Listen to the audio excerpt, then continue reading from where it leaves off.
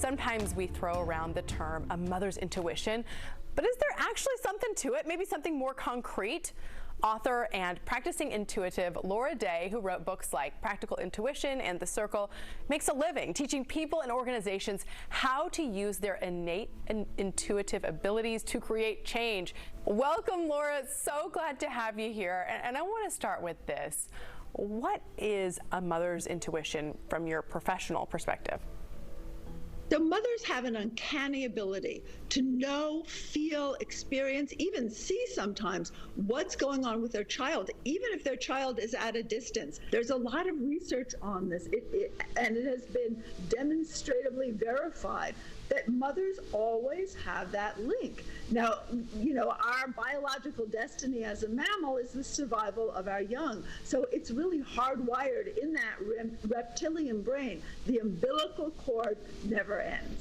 And what about for families that come together in different way, different family building, whether they have a surrogate or perhaps adoption, that sort of thing? Does that intuition come into play in the same way? Absolutely. You know, it's interesting. You give, for example, baby owls to a mother owl, and that mother owl tends to care for them. That biological switch is flipped once you're a caretaker, and I think many women understand that it's one of the reasons we're so good at caretaking even our friends. Mm-hmm. My mom so has this, Laura. I can't even begin to explain to you how much she has it, and she'll know from across the country. She knew in high school. She knows everything that's going on with me, and it is, I think, that intuition. Now, for moms who are kind of thinking, I think I've lost that intuition, or I'm not trusting it, or I'm not really connected to it, how can they find it?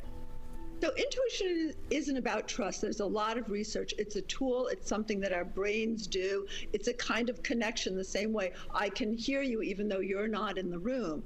There's no way to lose that connection with your child, biological or otherwise.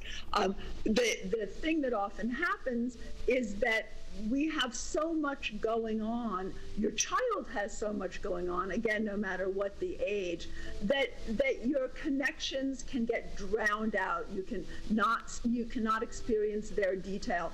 Believe me, when something's needed, you will be aware of it. How do we tell sort of a real problem from perhaps just general anxiety that's happening throughout someone's life? So what intuition does is if you can't do something about it, it doesn't give you the information. Unfortunately, with our children, we often experience what's going on with them the way they experience it.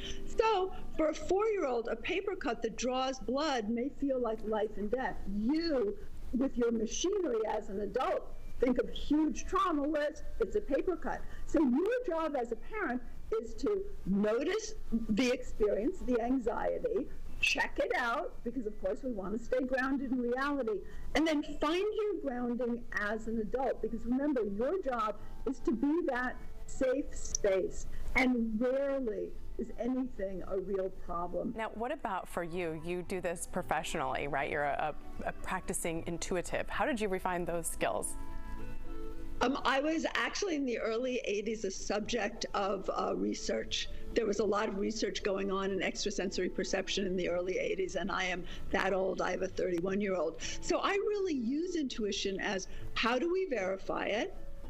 How can we use it productively? So being overwhelmed by your child's experience is not productive. Being alerted to something to look into, and then going to your centered adult self and dealing with it with grounding is, by the way, you feel your child, but guess what? Your child feels you. So happy mama, happy child. Laura, you were super interesting. Thank you for the tips. I've really enjoyed the conversation, and kudos to you, Superwoman. I appreciate you. Oh yeah, Superwoman. Thank you. We're all Superwomen. I love it. Well, thank you for that. And we will link everything to Laura Day on our website, cw33.com.